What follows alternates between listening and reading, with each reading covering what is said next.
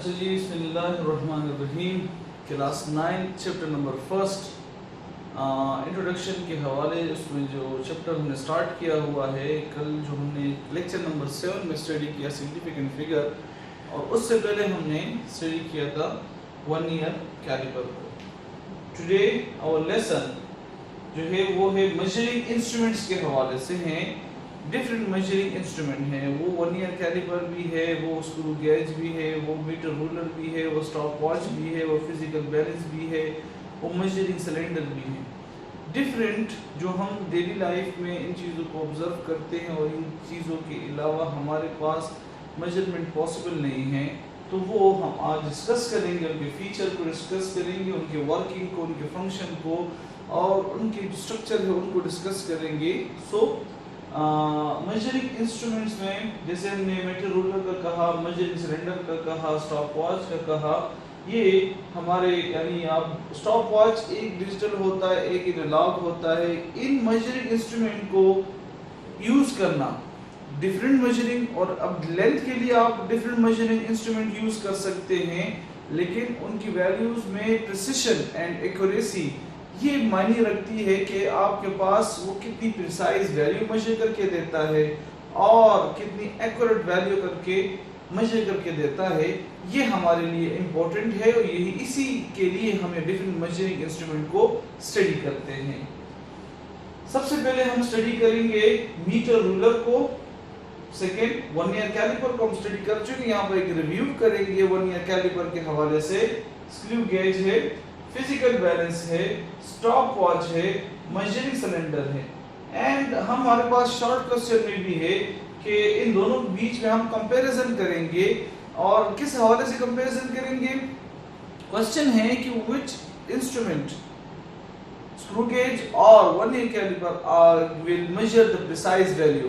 इन दोनों में कौन सी प्रिसाइज वैल्यू मेजर करके देता है, इसका जवाब भी हम इसके अंदर तलाश करेंगे। और डिफरेंट एमसीक्यूज इसके अंदर जो बनते हैं, जो बोर्ड के पेपर में आते हैं, वो भी इसके अंदर हमारे पास फाइंड होंगे। सो सबसे पहले हम आते हैं मीटर रूल। मीटर रूलर जो हम कहते हैं कि definition the instrument which is used in the laboratory to measure the length और डिस्टेंस बिटवीन 2 पॉइंट। वैसे भी लेंथ किसे कहते हैं, length mean the distance between 2 point. तो डिस्टेंस बिटवीन 2 पॉइंट, इस एक पॉइंट से दूसरे पॉइंट के बीच में आपने डिस्टेंस जो फाइंड करनी है, इसको क्या कहा जाता है, इसको लेंथ कहा जाता है। और ये लेंथ डिटरमाइन करना, इसको मेजर करना, ये हमारे पास मीटर रूलर के थ्रू होती है। जिस तरह हम फिजिक्स के लेबोरेटरी में वायर को लेते हैं, वायर की लेंथ मैटर करती है, स्ट्रिंग की और डिफरेंट ऑब्जेक्ट की जिसमें लेंथ की मेजरमेंट इंपॉर्टेंट है, तो वो हम मीटर रूलर से करते हैं। इस मीटर रूलर के अंदर 2 डिविजन्स होते हैं। वो कौन कौन सी हैं? 1 सेंटीमीटर है, दूसरी आपके पास इंचेस में है, और मिलीमीटर में भी होती है। एक 1 फुट मीटर रूल, अब वो 1 मीटर तो नहीं है ना, लेकिन रूलर कहते हैं। तो 1 फुट जो होती है उसके अंदर 12 इंच होती है और 30 सेंटीमीटर होती है। क्यों? क्योंकि 1 inch is equal to 2.54 centimetre. 1 inch 2.54 centimetre के बराबर है। तो दैट्स व्हाई 12 इंच कंप्लीट होके कितने बनते हैं? 30 सेंटीमीटर बनते हैं, और 12 इंच ही 1 फुट होता है। इसी तरह जो हमारे पास मीटर रूलर है, इसमें 2 आपके पास स्केल डिवीजन है, एक मिलीमीटर में है, दूसरा सेंटीमीटर में है। अब मिलीमीटर सेंटीमीटर से भी छोटा है। आप देखते हैं कि देखिए यहाँ पर 0 से स्टार्ट होता है 1 तक, 10 डिविजन्स होती हैं सेंटीमीटर में, तो हर एक डिवीजन 1 मिलीमीटर होता है। तो इसका मतलब कि 10 मिलीमीटर कंप्लीट होके 1 सेंटीमीटर बनाते हैं। ठीक, तो ये 1 सेंटीमीटर, और देखिए यहाँ पर 30 सेंटीमीटर, और नीचे आपके पास इंचेस में है 12 इंच में है।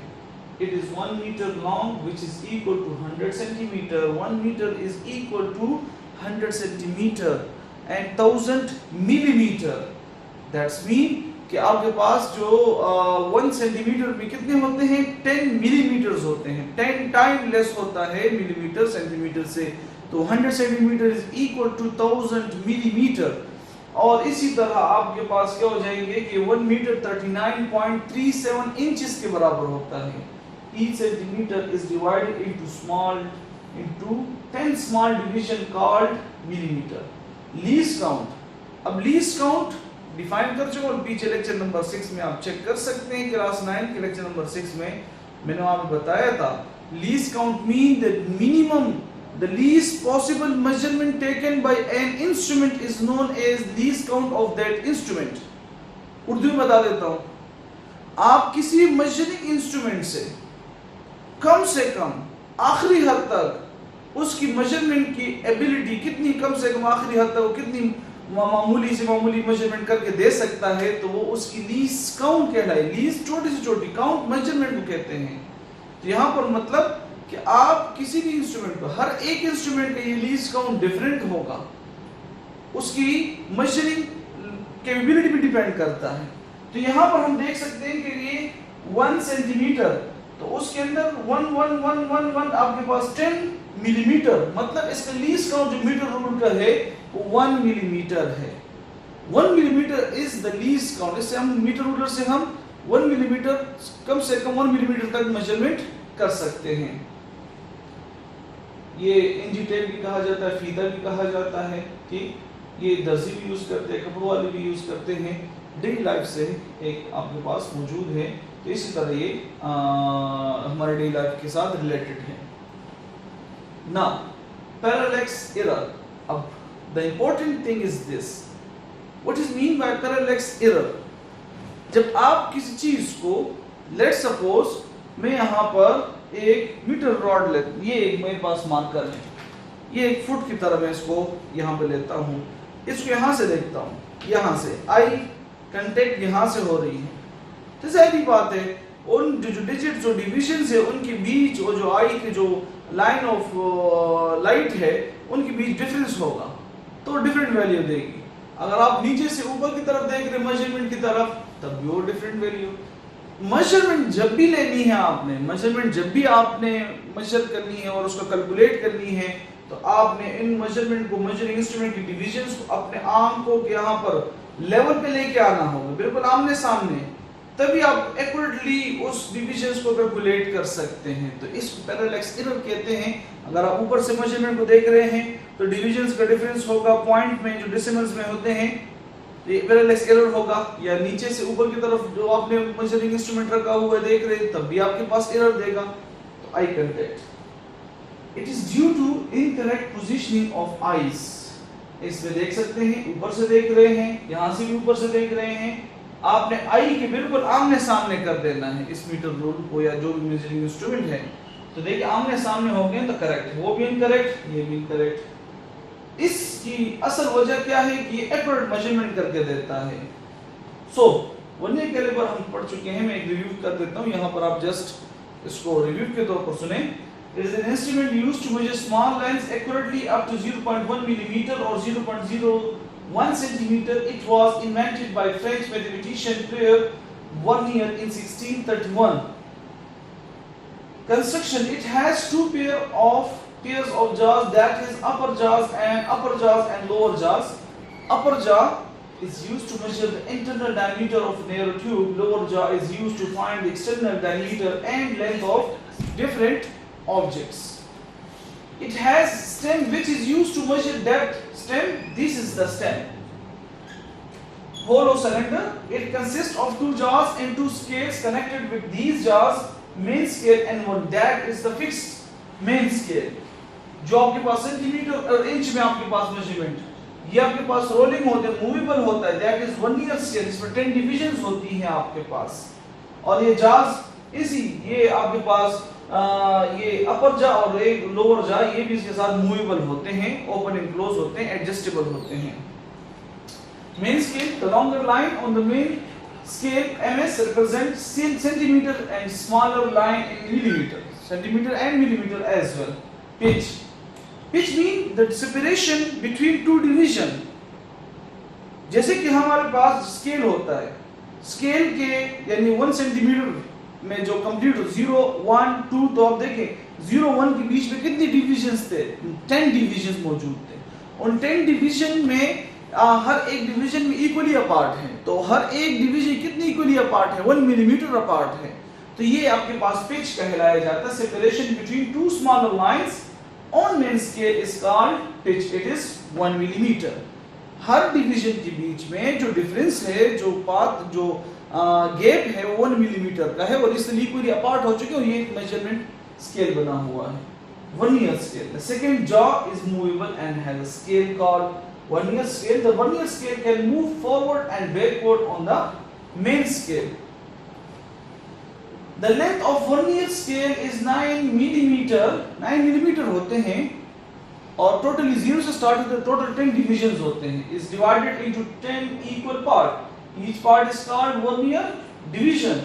जो डिवीजन यहाँ से हम जो डिवीजन लेते हैं, वर्नियर स्केल जो लेते हैं रीडिंग, तो उसको लीस्ट काउंट के साथ मल्टीप्लाई किया जाता है। Separation between two vernier division is 0.9 millimetre. Least count, the smallest division on main scale divided by total number of division on vernier scale is called the least count. Least count is equal to smallest division जो main scale पर है। हमने कहा ना least count main scale क्या है, smallest division वो 1 millimetre है आपके पास। total number of division आपके पास vernier scale वो 10 है, तो 1 मिलीमीटर divided by 10 division तो 0.1 millimetre, and again is 0.1 millimetre को 10 से डिवाइड कर दे, सेंटीमीटर में कन्वर्ट, तो 0.01 centimeter. Working to measure the diameter of a solid cylinder, we will follow the following step. First, note the least count of vernier calipers. Close the jaws of vernier caliper to check the zero error. Before measurement of by any instrument, you must check the zero error. The error in the measuring as instruments, so that is the main point. So fix the solid cylinder, and if there is no zero error, then you will fix the solid cylinder in between the jaws of vernier calipers and tighten the screw. Note the reading on the main scale. अब main scale की reading मैंने तरीका बताया था, जहाँ तक vernier scale stop उसका 0, तो वहाँ तक आपके पास main scale के 0 से लेकर वो divisions कैलकुलेट कर लेंगे, मिलीमीटर में वो main scale reading होगी। और फिर find out the कॉन्साइड division of the vernier, और वर्नियर स्केल रीडिंग आप कैसे लेंगे कि वर्नियर स्केल में से कोई एक डिवीजन मेन स्केल के लाइन के साथ कोइंसाइड करेगा, वर्नियर स्केल पे जो डिवीजन कोइंसाइड करेगा वो उसकी वैल्यू होगी और उसको मल्टीप्लाई करेंगे लीस्ट काउंट के साथ। Multiply the coincide division with the least count, this is called vernier scale reading. फिर again at the last total measurement हासिल करनी है, तो मेन स्केल रीडिंग और वर्नियर स्केल रीडिंग को ऐड कर लेंगे। अब जीरो एरर, अब जीरो का मतलब सिंपल जो उसमें बताया भी था कि when the zero of the vernier scale does not coincide with the zero of the main scale, जब आप टाइटली क्लोज कर देते हैं, बंद कर देते हैं, दोनों जीरो कोइंसाइड कर रहे हैं, तो then there is no zero error. If they does not coincide then that's mean there is a zero error. अब नो जीरो एरर के लिए देखें, मेन स्केल का जीरो, वर्नियर स्केल का जीरो कोइंसाइड है, then there is no zero error. If they does not coincide, अगर ये आगे गया हुआ है, goes ahead है, tightly बंद ना हुआ, तो ये कौन सा एरर होगा, पॉजिटिव एरर होगा, क्योंकि ज्यादा मेजरमेंट या ज्यादा वैल्यू मेजर करके देगा। तो इस पॉजिटिव एरर को करेक्ट करने के लिए आप क्या करेंगे कि आप इस वैल्यू को, कौन सी वैल्यू को, कि इसमें से कोई देखें, आपको 3 नजर आ रहा होगा, 3 कोइंसाइड कर रहा है मेन स्केल के किसी एक लाइन के साथ, ये 3 डिवीजन को लीस्ट काउंट के साथ मल्टीप्लाई कर देंगे और फिर ये यही वैल्यू एरर की कहलाई जाएगी, और इस एरर की वैल्यू को टोटल मेजर्ड वैल्यू से सब्ट्रैक्ट करेंगे पॉजिटिव एरर को। यही आप लेबोरेटरी में भी करेंगे practically.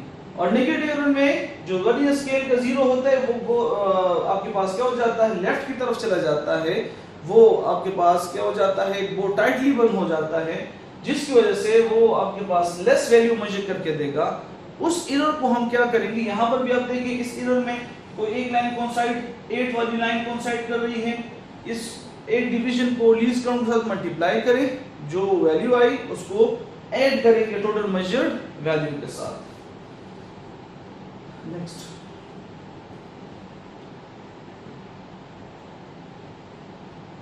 Now here we come to screw gauge.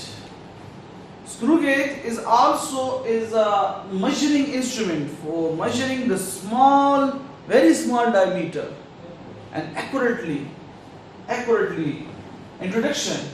An instrument used to measure small lengths accurately up to 1/100th of a millimeter. Vernier calliper 1/10 millimetre कर रहा था, ये 1/100 मिलीमीटर है, मतलब उससे 10 time lesser smaller value calculate करके दे रहा है। तो जाहिर बात है, जो जितना स्मॉलर वैल्यू कैलकुलेट करके देगा उसमें उतनी ही गलती की गुंजाइश, एरर की जो पॉसिबिलिटी है वो लेस हो जाएगी। वो 1/10 है, ये वर्नियर कैलिपर 1/10 है, स्क्रू गेज 1/100 है, इसके अंदर एक्यूरेसी ज्यादा होगी। और एक्यूरेसी किसके साथ एसोसिएटेड है? With the error, fractional error. Error जिसमें जितना कम होगा उतने उसके अंदर एक्यूरेसी। एक्यूरेसी का मतलब क्या है?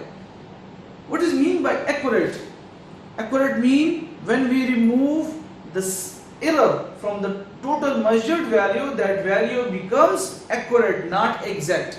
Exact is not, doesn't exist in this world. We just calculate and consider that is exact. वो exact हो ही नहीं सकती। वो exact सिर्फ अल्लाह के पास है कि जहाँ पर जो values हैं वो सारी चीजें exact वहाँ पर हो सकती है। यहाँ पर हर एक मेजरिंग इंस्ट्रूमेंट, उसके लिए डिवीजन, उसके लिए स्केल, उसके लिए तमाम नंबर ये हमने बनाए हुए हैं। तो इंसानों के बनाई हुई चीजों के अंदर एरर का होना पॉसिबल, बहुत ज्यादा पॉसिबिलिटी उसके अंदर है।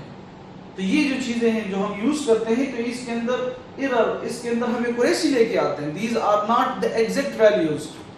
सो इस एक्यूरेसी के लिए हम एरर को रिमूव करते हैं, और एरर को रिमूव करने के बाद हम उसको और भी बेहतरीन वैल्यू बनाने के लिए हम क्या करते हैं, उसको प्रिसाइज करने के लिए उसका लीस्ट काउंट छोटा कर देते हैं।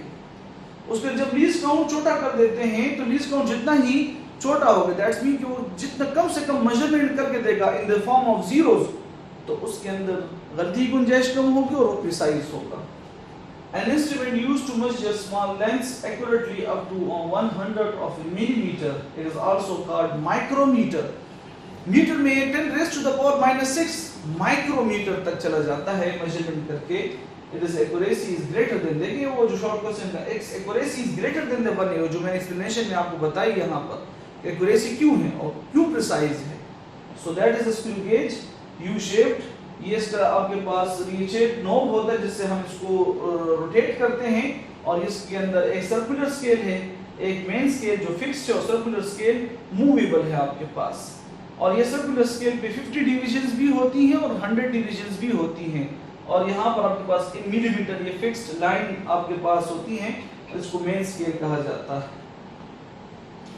Construction, metallic U shape frame है इसका, फिक्स्ड स्टड, उन स्टड्स के बीच में से हम कोई भी बॉल, कोई भी वायर उसकी डायमीटर फाइंड कैलकुलेट करने के लिए फिक्स करते हैं। Other end has a hollow cylinder with millimeter scale over it, and it acts as a bolt which can rotate. Right end of a bolt rotates a cape, जिससे हम उसको rotate करते हैं, which help to rotate the bolt. A linear main scale, mod, linear भी होता है, main scale भी कहलाया जाता है, in millimeter on the cylinder. Left end of cape has circular scale divided into 100 equal parts. Bolt rotated clockwise.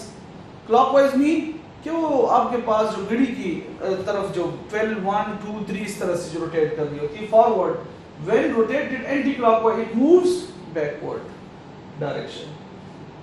Pitch, again जैसे हम vernier caliper के पिच के बारे में पढ़ा, अब यहाँ पर स्क्रू गेज के वर्नियर कैलिपर के भी। अच्छा जी, कंटिन्यू। सो पिच जैसे हमने वर्नियर कैलिपर के में पढ़ा, पिच क्या है?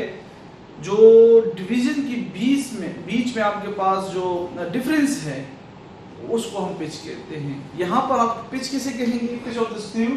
जब हम इस रिचेट से इसको one rotation completely, one round का रोटेशन कंप्लीट कर देते हैं, जो वन डिवीजन वो जो डिफरेंस आता है उसको पिच ऑफ द स्क्रू कहते हैं। द डिस्टेंस मूव्ड फॉरवर्ड और backward in one complete rotation is known as pitch of the screw, and that is 1 millimeter, और 1 millimeter हो जाता है। It is usually 1 millimeter. If circular scale is rotated through one division, the bolt will move forward or backward by 1/100 or 0.01 millimeter. Least count, the minimum possible measurement taken by an instrument is known as the least count of that instrument, and the least count of the screw gauge is, it is the minimum length which can be measured accurately by screw gauge. Least count is equal to pitch of the screw divided by this symbol divided by number of circular scale division, total number of circular scale division. The least count, the smallest value on the main scale is 1 millimeter, and the total number of division on circular scale is 100 divisions. So if the pitch of the screw is 1 millimeter and number of divisions on circular scale are 100, then the least count is equal to 1 millimeter divided by 100, that is 0.01 millimeter. Again, and further we calculate it in centimeter, you must divide this 0.01 millimeter divided by 10, it will convert into centimeter, 0.001 centimeter. Now come to the zero error. Again, this is a measuring instrument, there must be error when we calculate. So if there is error, it will to correct. So zero error if the zero of the circular scale, when इस circular scale को हम tightly बंद कर देते हैं और main scale line के साथ ये coincide नहीं करता, that's mean there is zero error. If the zero of the circular scale coincide with the index line, then zero error will be zero. ये तो not जब coincide करता हो, जब not coincide, if the zero of the circular scale does not coincide with the index line, then there is a zero error. Zero error दो types के हैं, positive zero error and negative zero error. Positive zero error, if the zero of the circular scale is behind the index line. अब यहाँ पर मैं अगर आपको बताऊं, let's suppose ये यहाँ पर ये डॉलर जो लिखा हुआ डॉलर, ये इंडेक्स लाइन है. आप सर्कुलर स्केल को क्लोज कर देते हैं, ये बंद हो गया, टाइटली क्लोज हुआ. अगर ये आपके पास ये जो सर्कुलर स्केल का जीरो है, ये इंडेक्स लाइन से पीछे रह जाए, तो इसको क्या कहते हैं? इसको हम पॉजिटिव जीरो एरर कहते हैं. इस पॉजिटिव जीरो एरर को क्या करेंगे कि जितने जोन से डिवीजन इंडेक्स लाइन के आमने सामने होगा, वही इसका एरर और उसको लीस्ट काउंट के साथ मल्टीप्लाई करेंगे. Zero correction, it in this case multiply the number of division of the circular scale. जो कौन सा डिवीजन इस इंडेक्स लाइन के आमने सामने है, वो नंबर ऑफ डिवीजन आपने मल्टीप्लाई करना है विद द लीस्ट काउंट, और आपके पास वो जो नंबर आएगा, जो वैल्यू आएगी, वो टोटल मेजर्ड वैल्यू से आपने सब्ट्रैक्ट करनी है. Negative error, if the zero of the circular scale crossed, ये डॉलर इंडेक्स लाइन था, ये zero of the circular scale ये क्रॉस कर गया इंडेक्स लाइन से, तो ये आपके पास कौन सा एरर होगा? ये नेगेटिव एरर होगा. नेगेटिव एरर में फिर आप चेक करते हैं कि no zero error, zero of the circular scale, ये सर्कुलर स्केल का जीरो इंडेक्स लाइन के बिल्कुल आमने सामने, नो जीरो एरर. ये पीछे रह गया जीरो, ठीक, फुल टाइट बंद नहीं हुआ, तो ये पॉजिटिव एरर हो गया. ये आपके पास इंडेक्स लाइन से सर्कुलर स्केल का जीरो इंडेक्स लाइन से आगे चला गया, ये नेगेटिव एरर हो जाता है. Now physical balance is also a measuring instrument to which we can measure the balance to balance the different things. So it is a laboratory instrument that is used to measure the mass of various objects. Small object की mass हम वो calculate करते हैं. A beam resting at the center of fulcrum, scale pens or on beam over the hooks on either sides. Unknown mass is placed on the left pen. एक मास तो known होता है, 2 ग्राम 3 ग्राम, वो हमें पता है कि वो हमने रख दिया है, स्टोन जो भी है. दूसरी साइड पे हम अननोन ऑब्जेक्ट रखते हैं, उसके साथ कंपेयर करते हैं. That is the working of physical balance. ये है हमारे पास लेबोरेटरी में इस तरह पड़ा होता है. ये इसका आपके पास नीडल जो जीरो पे होता है, और जो लेट्स सपोज इस जगह का इस साइड का मास ज्यादा हो गया, तो नीडल क्या करेगा? ऑन द अदर साइड चला जाएगा, अपोजिट साइड पे चला जाएगा. अगर इस साइड का मास ज्यादा हो गया, तो ये इसके अपोजिट साइड पे जाएगा.